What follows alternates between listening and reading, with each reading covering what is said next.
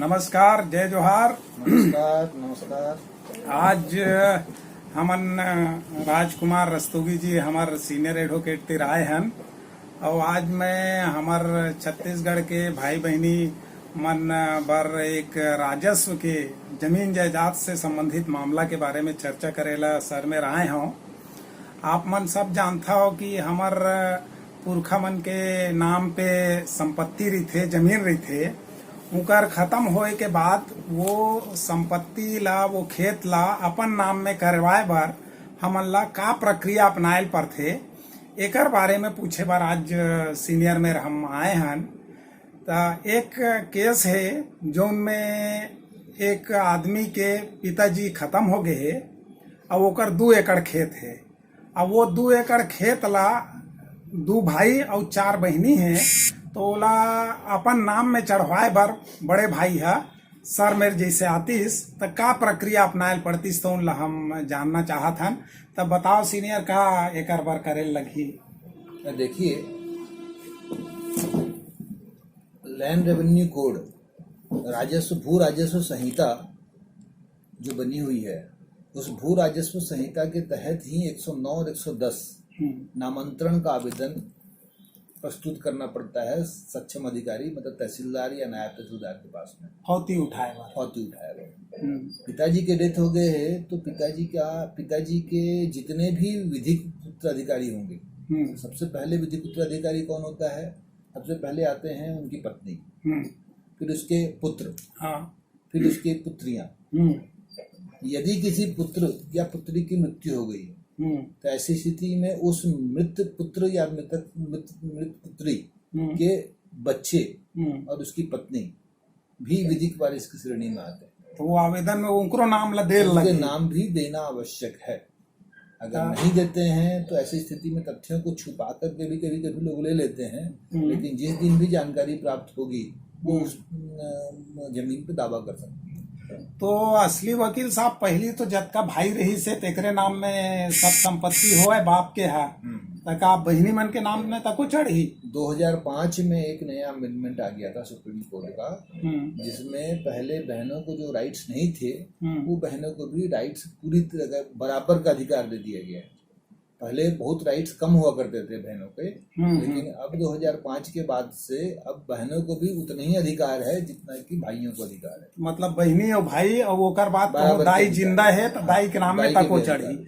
एक चीज वो पूछना रही से वकील साहब कि बाई द वे अब वो जो आवेदा खेत एक बहनी मन है कहत है कि हमन नहीं लन भाई संपत्ति ला हमला तीजा पोरा में तय लाना तरीबे भाई और हमार संपत्ति जो 2 एकड़ है तो तही राख ले हमन नहीं लेवन ऐसे कि लिख के दही तक उनका नाम कट जही। नहीं, पहले आज से 2012-13 से पहले ऐसा प्रोविजन था, ऐसा प्रावधान था कि यदि बहनें सहमति पत्र तहसीलदार 100 रुपया के स्टैंप में प्रस्तुत करती हैं कि हमें इस जमीन में अपना हिस्सा नहीं चाहिए, हमारा हिस्सा हम अपने भाई को के पक्ष में करना चाहते हैं। तो ऐसी स्थिति में तहसीलदार या नायब तहसीलदार उनके अधिकार को छोड़ने के आधार पर केवल भाइयों का नाम चढ़ा दिया करता था।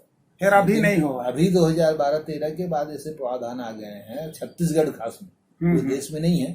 छत्तीसगढ़ गवर्नमेंट ने सर्कुलर जारी किया था जिसके अनुसार से यदि कोई बहन अपना हक छोड़ती है तो ऐसी स्थिति में उसे हक त्याग विलेख रजिस्ट्रार ऑफिस या पंजीयक कार्यालय में निष्पादित करना पड़ेगा। तो हक त्याग विलेख तो तभे कर पाही जब पहली फौती नामांतरण के प्रक्रिया पूरा हो ही बहनी के नाम चढ़ जही तेकर बाद रजिस्ट्रार ऑफिस में जाके अपन हिस्सा केला जमीन ला अपन भाई के नाम में वो चढ़ा पाए। जिसके पक्ष में छोड़ना चाहती है वो छोड़ सकती है, लेकिन हक त्याग विलेख करना पड़ेगा। हक त्याग विलेख करने के लिए उसमें स्टाम्प ड्यूटी पे करते हैं।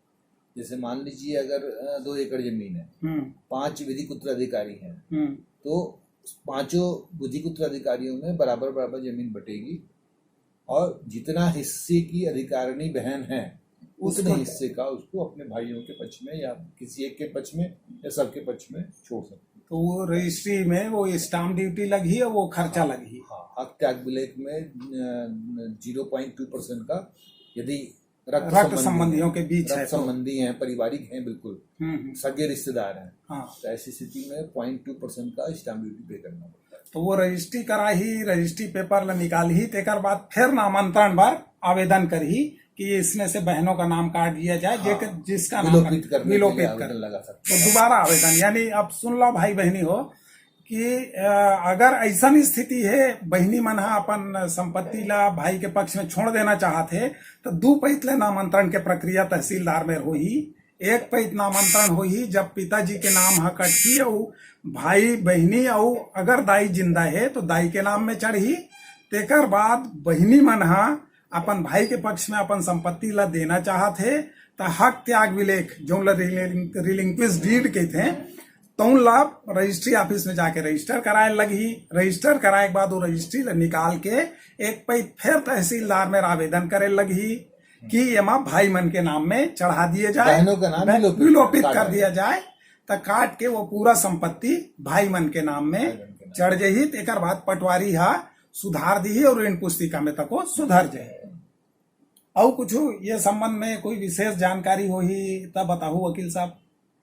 बहनों को अधिकार छोड़ने के बाद में हाँ, अगर फिर से अपने अधिकार की मांग करती हैं तो वो शून्य घोषित हो जाएगा। हाँ, तो 1 पैत रजिस्ट्री करे के बाद 1 पैत बोले के विलेख निष्पादित होने के बाद में यदि चाहें भी तो फिर वो उनका नाम नहीं जोड़ सकता, नहीं जुड़ सके। हाँ, तो वो जेकर नाम में हक त्याग करे हैं वो एक बात और है कि बहुत से हमारे सामने में ऐसे प्रकरण भी आए हैं हाँ, जिसमें भाई लोग हाँ, बहनों का नाम घोषित ही नहीं करते, छुपा देते हैं, झूठ बोल देते हैं। हाँ, छुपा देते हैं इन द सेंस कि यदि 3 भाई और 2 बहनें हैं हाँ, तो केवल 3 भाई का नाम और माँ का नाम घोषित करते हैं, बाकी 2 बहनों का नाम। हाँ, एक जिन बहनी है गुजरात में रहा थे कहाँ पला हूँ झंझट कहाँ कर हूँ तो 2 भाई हैं ऐसे कह के लिखवा देते हैं। अब चूंकि तहसीलदार या नायब तहसीलदार को आपकी घोषणा को ही सत्य मानना होता है, तो उस घोषणा के आधार पे जब नामांतरण की एप्लीकेशन 109-110 में प्रस्तुत होती है तो तहसीलदार के द्वारा आम जनता के लिए एक इश्तेहार जारी किया जाता है कि यदि किसी व्यक्ति को या किसी सगे संबंधी को यदि कोई आपत्ति हो तो वो नियत तिथि पर उपस्थित होकर के आपत्ति कर सकता है। हाँ, तो बहुत से प्रकरणों में ये देखा गया है कि चूंकि अगर बहनें दूर किसी अदर स्टेट में है, हाँ, यहाँ पेपर में छपी पता नहीं चली। तो ऐसी स्थिति में क्या होता है कि पेपर प्रकाशन भी होता है तो वो केवल राज्य स्तर या स्थानीय पेपर में पब्लिकेशन होता है। तो लड़की को जानकारी भी नहीं होती है और सारे जमीन जो है वो भाइयों के नाम पर या उनके माँ के नाम पर चढ़ जाते हैं। तो ऐसी स्थिति में लड़की का अधिकार सुरक्षित रहता है। वो जिस दिन जानी लड़की को जानकारी मिली कि मेरे हिस्से को भी भाइयों ने अपने नाम पर चढ़ा लिया है, तो उस दिन जानकारी दिनांक से तत्काल वो आवेदन प्रस्तुत कर सकती है तहसीलदार या नायब तहसीलदार के न्यायालय में और अपने हक की डिमांड कर सकती है। उसका हक कभी खत्म नहीं होता है। हाँ, और मान भी लिया जाए कि यदि किसी भाई, इसमें भी ऐसे भी केस आते हैं कि 3 भाई थे, एक भाई की मृत्यु बहुत पहले हो चुकी है, हाँ, उसकी विधवा या उसके बच्चे जो हैं वो अलग निवास करते हैं, तो ऐसी स्थिति में भी वो विधवा और उसके बच्चों को जानकारी नहीं मिलती है। हाँ, कहीं से छुपा देते, भाई अपने नाम बांट लेते हैं, खा लेते हैं जो संपत्ति ला। हाँ, तो उसको भी अधिकार है वो कि जब भी जिस दिन उसको जानकारी प्राप्त हुई उस जानकारी दिनांक से तत्काल नायब तहसीलदार या तहसीलदार के न्यायालय में आवेदन लगा करके अपने हक की मांग कर सकते हैं और वो हक उनको देना ही होगा।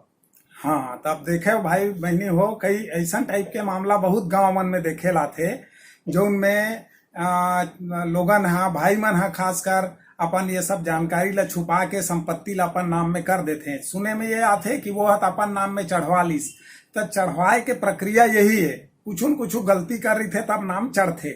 आप अगर कानूनी रूप से ये कानून ला जानत रहू ता कानून के सहायता लेके वो संपत्ति ला, वो अधिकार ला अपन मन प्राप्त कर सकत था।